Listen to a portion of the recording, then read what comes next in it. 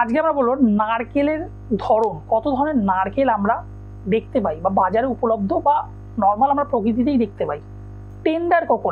Tender কোকোনাটগুলো properly ready এবং এই ধরনেরগুলো আমরা দেখতে পারি যে বাজারে ডাব বিক্রি হয়, ডাবকে আমরা টেন্ডার কোকোনাট কিন্তু বলি।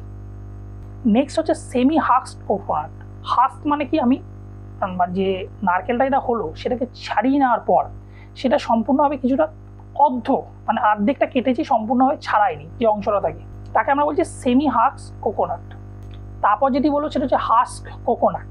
তো এটা সম্পূর্ণভাবে যে কোকোনাটটা ছাড়ানোর পর সম্পূর্ণভাবে ছাড়িয়ে দিয়েছি, তার মধ্যে কিছু লেগে ঠেকে থাকবে না, সম্পূর্ণভাবে এটা ছাড়ানো, এবং এইটাই অনেকে কিন্তু বাজারে বিক্রি করে এইভাবে জিনিসটা।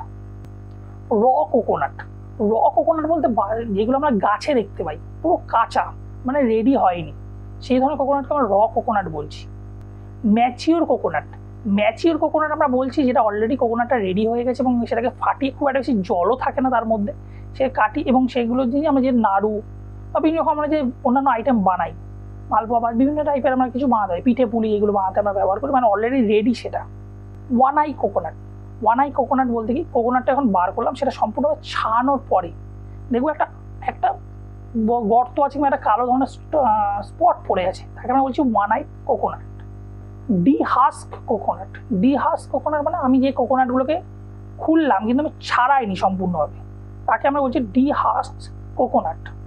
ইয়েলো কোকোনাট কোনগুলো, আমরা দেখতে পাচ্ছি জিনিসটার কোকোনাটটা অলমোস্ট হয়ে গেছে এবং হলুদ রঙের, তাকে আমরা বলছি ইয়েলো কোকোনাট।